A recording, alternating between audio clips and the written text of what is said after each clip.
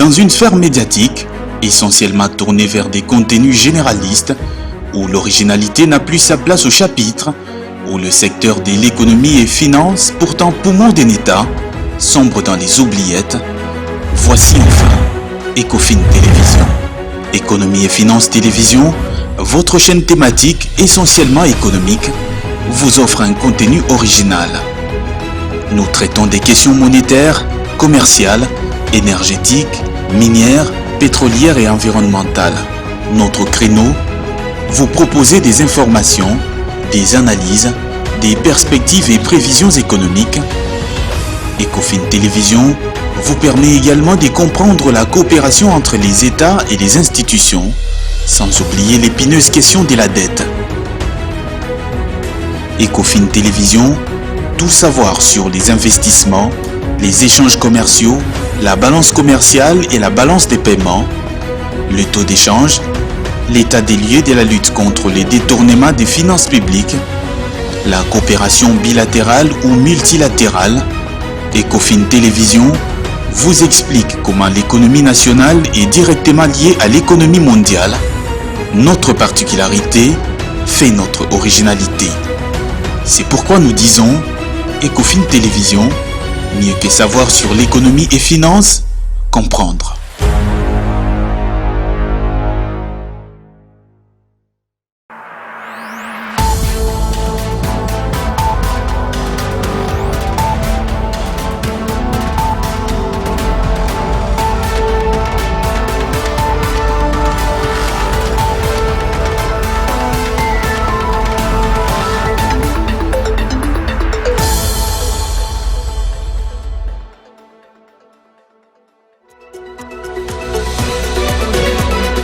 Le gouvernement de la République démocratique du Congo veut emprunter sur le marché financier local un montant global de 60 milliards de francs congolais. La Banque centrale du Congo a émis une nouvelle vente aux enchères des bons du Trésor ce mardi. Les détails à suivre dès le début de cette édition du journal. Et puis, les sociétés brassicoles de la RDC enregistrent une augmentation de production au cours des 8 premiers mois de l'année 2022 en ce qui concerne des boissons alcoolisées. En parallèle, vous le verrez, le prix de ces produits grimpe sur le marché local. Reportage à suivre également dans cette édition du journal. Je suis très heureux de vous retrouver. Bienvenue à toutes et à tous dans cette nouvelle édition du journal sur votre télévision. Je le disais dans le sommaire, le gouvernement de la République démocratique du Congo, à travers son ministère des Finances, a dans un communiqué daté du 4 novembre 2022 lancé l'ouverture d'une adjudication des bons du Trésor indexés ce mardi 8 novembre 2022, des titres financiers d'un montant total de 60 milliards de francs congolais, soit près de 30 millions de dollars américains. Regardez. Cette nouvelle adjudication des bons du Trésor indexés est d'une valeur de 60 milliards de francs congolais, soit 30 millions de dollars américains, selon le ministre des Finances qui signe le communiqué annonçant cette opération financière. Les soumissionnaires avaient jusqu'à ce mardi 8 novembre 2022 à 11 h pour déposer leur soumission à la Banque centrale du Congo. Toute soumission qui sera déposée après l'heure indiquée dans le communiqué ne sera pas prise en compte, a insisté l'argentier national. Les soumissionnaires à cette offre seront remboursés en date du 9 février 2023, soit une maturité de 91 jours. Toutefois, le ministère congolais des Finances se réserve le droit d'accepter un montant inférieur au montant annoncé si les conditions du marché sont jugées insatisfaisantes. Dans le communiqué d'annonce de ces opérations, le gouvernement congolais avait émis sa volonté d'emprunter 100 milliards de francs congolais, soit 50 millions de dollars américains sur les marchés financiers locaux. Depuis octobre 2019, le gouvernement de la République démocratique du Congo a lancé les bons du Trésor pour diversifier ses sources de financement afin de faire face à ces dépenses publiques toujours élevées. À la suite du bon du Trésor, le gouvernement a commencé aussi à émettre des obligations du Trésor indexées. Bien qu'émis et souscrits en francs congolais, ces deux titres financiers sont remboursés à échéance à leur valeur indexée en dollars américains au moment des souscriptions. Le Premier ministre de la République démocratique du Congo, Jean-Michel Samaloukonde, a représenté le président de la République, Félix-Antoine Tshisekedi, à la COP27 qui se tient en Égypte et qui a justement ouvert ses portes le dimanche 6 novembre dernier. Ces assises viennent de se refermer, en tout cas ce mardi 8 novembre, et certains acteurs estiment que le Congo n'a pas assez de choses à attendre en termes notamment d'indemnisation. J'ai au prix de suivre le tout dans cet élément de reportage de Betty Tamfumo. La pierre qui bloque est bel et bien le modalité de financement. Pour l'instant, l'essentiel de financement prévu va à l'atténuation et ne stagne qu'à 83 milliards de dollars américains sur les 100 prévus depuis 2009 et qui devaient être réunis en 2020. La RDC n'y voit pas clair et compte exploiter ses gaz pétroliers pour assurer son développement. Qu'est-ce que le Congolais peut espérer de cette COP 27? Du Congo n'a rien à attendre de cette COP 27 parce que vous êtes sans ignorer que les puissances industrielles n'ont jamais respecté leurs engagements en matière de l'environnement. Avant la COP 27, il y a eu des COP. Il y a eu la COP 21 où il y avait eu des engagements clairs à Paris. Mais cela n'a jamais été respecté. Les crédits carbone, les fonds bleus n'ont jamais été déboursés pour les bassins du Congo. Et donc pour nous, nous disons que ces conférences des Nations Unies réunissent un club de puissances industrielles qui veulent limiter les ambitions industrielles de l'Afrique. Et la République démocratique du Congo n'a rien à attendre de cela. Il s'est de soulever que le chantier inachevé de la COP de Glasgow, l'aggravation de la crise climatique, les tensions sur le marché des hydrocarbures et le risque de récession économique laissent présager d'une COP 27 particulièrement difficile. Le dépassement des crédits, on en parle dans cette édition du journal. Au-delà des institutions et ministères, 13 établissements de l'enseignement supérieur et universitaire ont également réalisé des dépassements de crédits. C'est l'Observatoire de la dette publique ODEP qui le dit dans un communiqué publié le lundi 7 novembre après analyse du rapport général de la Cour des comptes. Florimond Mouteba, président de cette plateforme de la société civile, estime que c'est tout simplement inadmissible et propose ici la piste des solutions. Il a été joint au téléphone par Betty Tamfumo. On l'écoute. Ok, madame, en fait, ce n'est pas nous. Ces données que nous avons tirées du rapport de la Cour des comptes, le rapport sur la reddition des comptes, de la manière dont les dépenses ont été exécutées en 2021. Donc, c'est un rapport qui vient de l'institution supérieure des contrôles du pays. Et donc, ce rapport que j'ai sous les yeux, madame indique qu'il y a plus d'une dizaine. En fait, la Cour des comptes n'a repris qu'un échantillon d'établissements d'enseignement supérieur. Et dans ces rapports, vous avez par exemple l'Université pédagogique nationale qui est dans les 8903,87% des dépassements budgétaires. Vous imaginez, je ne dis pas 200%, je dis 8900%. Et vous avez des institutions comme l'Université de Kinshasa qui est dans les 3568,53%. Et je peux vous assurer que les plus petits dépassements, ISPT, il est de 433,46%.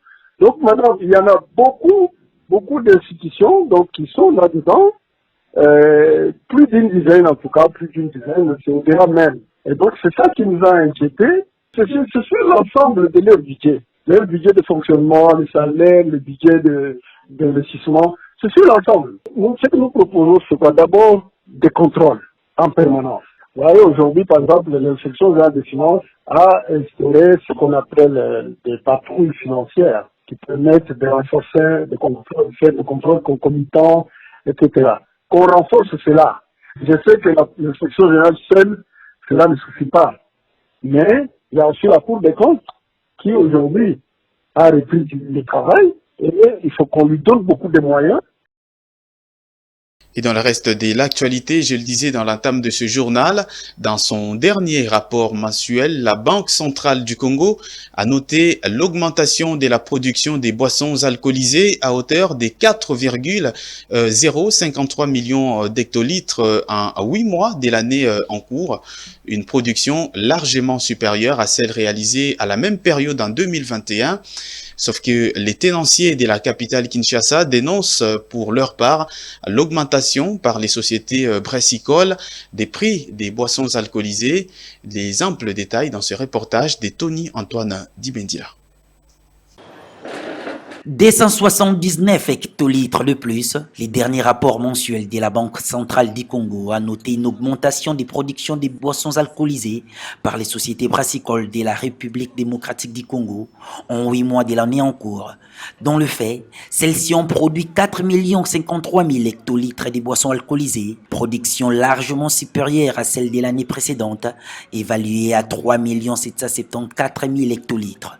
Les mêmes données de la BCC soulignent que pour toute l'année 2021, la production de boissons alcoolisées a été de l'ordre de 5 625 000 hectolitres. Bien que la production a fortement augmenté cette année, les opérateurs économiques de ces secteurs renseignent pourtant qu'actuellement les sociétés brassicoles ont augmenté les coûts des boissons alcoolisées. Ces tenanciers notent ainsi son incompréhension. Alors, nous ne comprenons pas. Peut-être il y a l'absence de l'État, parce que maintenant, chacun est pour soi. Et l'augmentation de prix de boissons, on n'arrive pas à comprendre. C'est là on a augmenté sur base de quoi? Et même parce que par avant, on vendait. Mais maintenant, compte tenu de ce qui se passe sur le plan économique et qu'on sort, il y a baisse. Parce qu'auparavant, on devait vendre peut-être par jour 1 million. Mais aujourd'hui, pour seulement vendre 500 millions, c'est difficile. 500 000 francs, c'est difficile. Mais par avant, pour vendre 1 million, c'était facile. Mais maintenant, c'est difficile. Mais on n'arrive pas à comprendre que les gens ici sont en train d'augmenter les histoires par rapport à quoi? C'est pour tuer la population. En parallèle des boissons alcoolisées, le chiffre de la BCC souligne notamment l'augmentation de la production des boissons gazeuses, établie à hauteur de 1 752 000 hectolitres. Quant à la hausse des prix des boissons alcoolisées, l'intervention du ministère de l'économie est exigée. L'Observatoire du marché de la téléphonie cellulaire en République démocratique du Congo a rendu public son rapport semestriel sur l'année 2022. À en croire ce document de l'autorité des régulations de la poste et des télécommunications du Congo, le marché de l'Internet mobile a enregistré une belle ascendance en termes, en tout cas, de chiffre d'affaires avec plus de 144 millions de dollars américains.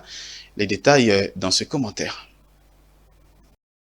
À en croire l'Observatoire du marché de la téléphonie cellulaire en RDC, le marché de l'Internet mobile a réalisé un chiffre d'affaires de l'ordre de plus de 144 millions de dollars américains au deuxième trimestre 2022 contre plus de 128 millions de dollars américains au premier trimestre de la même année, soit une hausse de l'ordre de 11,9%.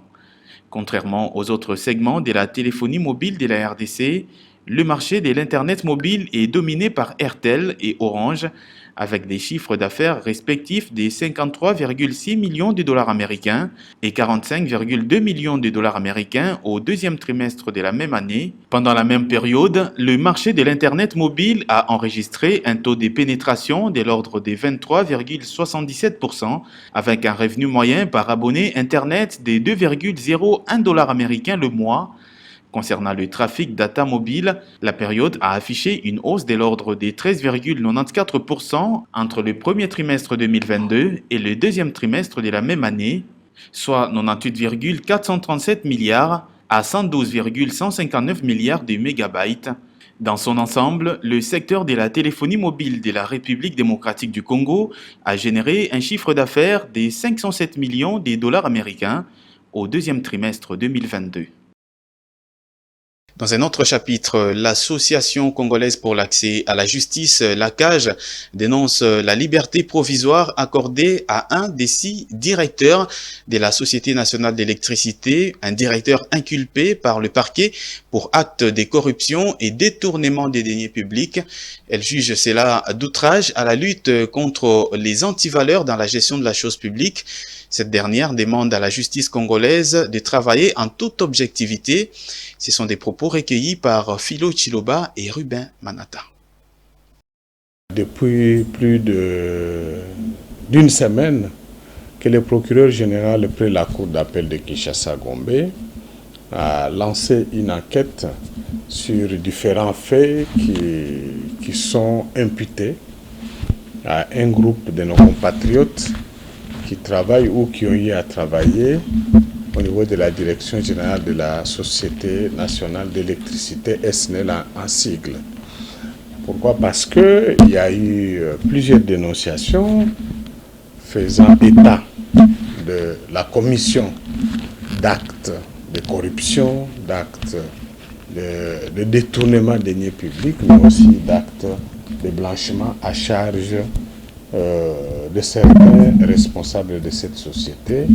Il s'est ajouté aussi les conclusions du rapport de la mission de l'IGF qui a dégagé une certaine responsabilité à l'égard de certains dirigeants. Quelques personnes avaient été déjà arrêtées, mises en détention à Makala. Nous avons suivi hier que le tribunal de grande instance de Kinshasa-Gombe a décidé d'accorder la liberté provisoire à l'un de ces 6-là. Cela est un scandale. C'est devenu pratiquement une habitude qui consiste à accorder systématiquement des libertés provisoires à certaines personnes.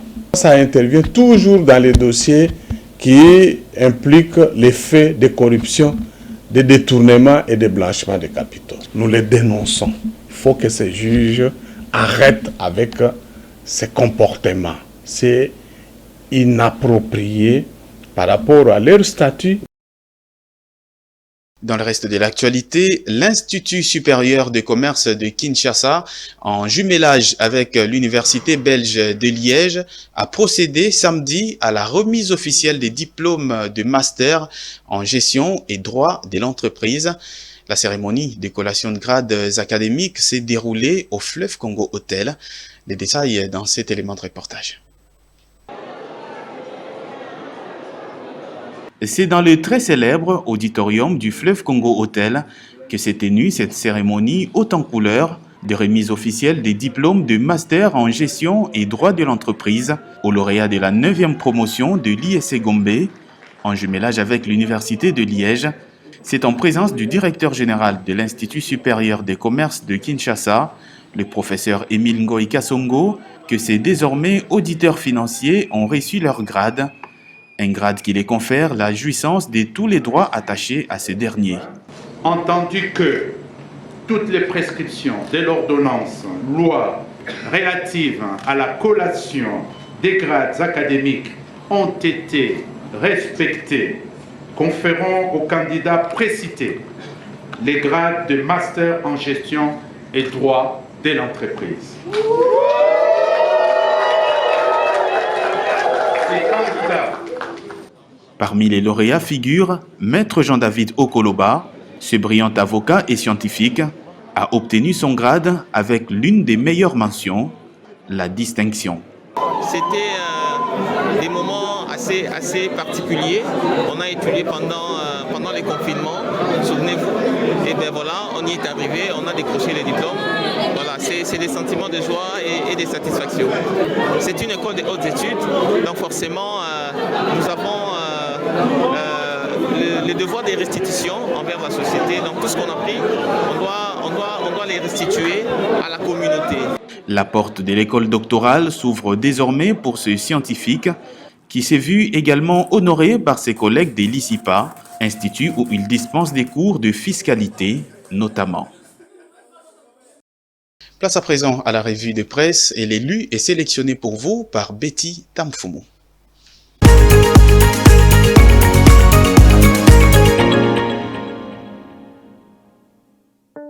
Bonsoir chez vous, c'est l'heure de la revue de presse sur Ecofin Télévision. Tout commence avec l'agence congolaise de presse qui titre à sa une économique « Le gouvernement mobilise 553 millions de dollars américains au cours du mois d'octobre 2022 ».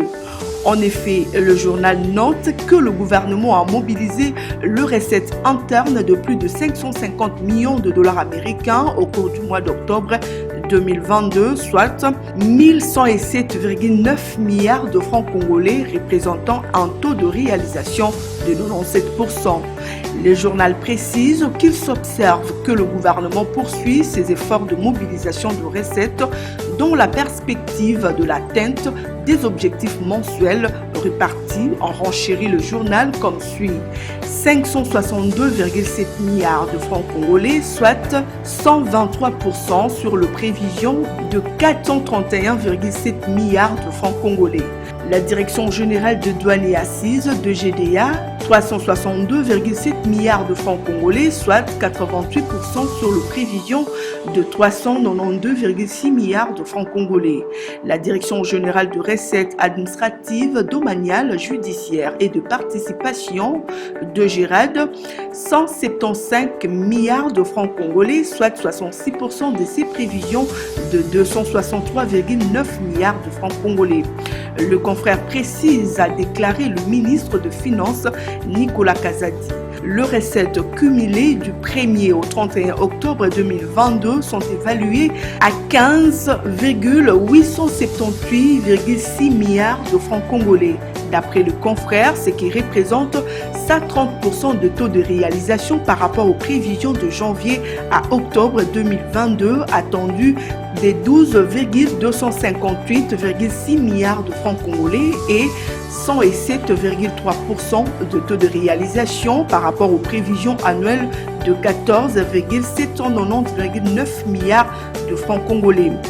Le confrère précise qu'au cours de l'exercice 2023, le gouvernement de la République démocratique du Congo a tablé, rappelle le confrère, sur la mobilisation de plus de 2 milliards de dollars américains de recettes internes, soit plus de 21 000 milliards. En ce qui concerne cette matière de mobilisation de ressources, notent les confrères, l'action du gouvernement va consister à relever la pression fiscale, l'idéal étant de converger progressivement vers les niveaux de l'Afrique subsaharienne située à 17,6%.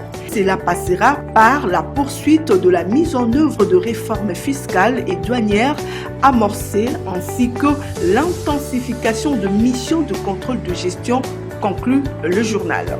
278 projets d'investissement agréés entre 2020 et 2022, contribution de l'ANAPI à l'embellie de 4 milliards de dollars américains. Un titre à retrouver à la une du journal Le Grognon. Le journal relève que les données de l'année 2022 sont partielles, mais pendant cette période, note le journal, 278 projets ont été admis aux avantages du Code des investissements avec 43% de projets agréés effectivement pour un volume des décisions investissement au mois d'octobre de 44% du total de la période, précise le journal, représentant 4 milliards 53 255 906 dollars américains. Cette performance, notent les confrères, est consécutive à différentes stratégies de promotion des opportunités, investissement et de l'image positive que relève la RDC malgré les difficultés d'ordre sécuritaire qui persistent à l'Est et auxquelles le gouvernement fait face. Le journal martèle, alors que la croissance prévisionnelle était de 5,7%, les taux réels s'élèvent à 6,2% en 2021, surclassant celui de la sous-région de l'Afrique subsaharienne qui a culminé à 4,1% pour la même année. Le journal précise que la contribution du secteur non minier à la dite croissance est de 3,2% contre 3% du secteur minier, traduisant ainsi les efforts fournis par le gouvernement dans la diversification de l'économie du pays. Au journal d'évoquer également les investissements suivant l'origine de capitaux, un volume d'investissement d'environ 10,23 milliards de dollars américains a été réalisé avec 4,5 milliards pour seuls année 2022 dont notent les confrères 3,53 milliards de dollars américains d'IDE et 522,64 millions d'investissements nationaux au cours de cette période.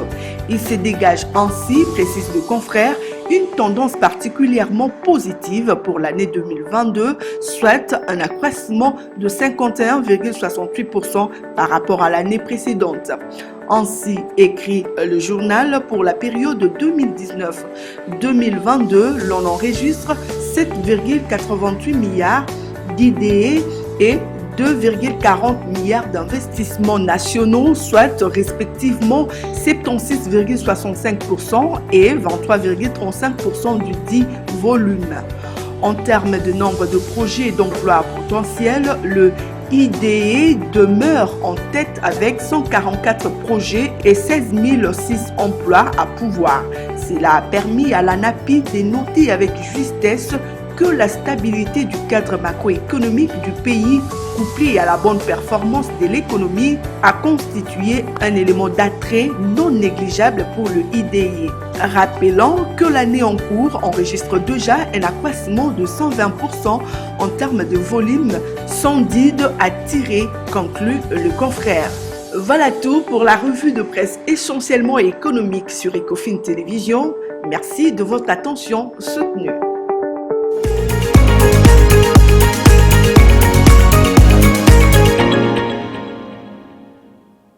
Nous sommes arrivés à la fin de cette édition du journal. Voici le rappel des titres. Le gouvernement de la République démocratique du Congo veut emprunter sur le marché financier local un montant global de 60 milliards de francs congolais. La Banque centrale du Congo a émis une nouvelle vente aux enchères des bons du Trésor ce mardi. Les détails, vous les avez eus dans cette édition du journal. Et puis, les sociétés brassicoles de la RDC ont enregistré une augmentation de production au cours des 8 premiers mois de l'année 2022 en ce qui concerne des boissons alcoolisées. En parallèle, vous l'avez vu dans ce journal, le prix de ce produit grimpe de plus en plus sur le marché local. Les détails, vous les avez justement eus dans cette édition du journal. Fin complète de cette édition du journal sur votre télévision. Merci de l'avoir suivi et très bonne suite des programmes sur Ecofin Télévision.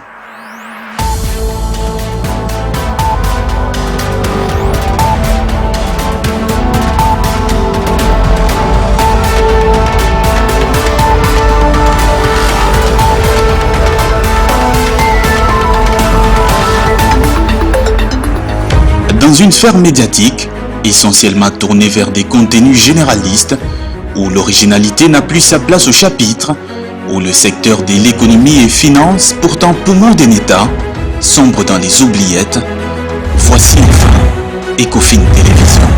Économie et finance télévision, votre chaîne thématique essentiellement économique, vous offre un contenu original. Nous traitons des questions monétaires, commerciales, énergétiques, minières, pétrolière et environnementale. Notre créneau, vous proposer des informations, des analyses, des perspectives et prévisions économiques. Ecofin Télévision vous permet également de comprendre la coopération entre les États et les institutions, sans oublier l'épineuse question de la dette. Ecofin Télévision, tout savoir sur les investissements, les échanges commerciaux, la balance commerciale et la balance des paiements, le taux d'échange, l'état des lieux de la lutte contre les détournements des finances publiques, la coopération bilatérale ou multilatérale. Ecofin Télévision vous explique comment l'économie nationale est directement liée à l'économie mondiale. Notre particularité fait notre originalité. C'est pourquoi nous disons Ecofin Télévision, mieux que savoir sur l'économie et finance, comprendre.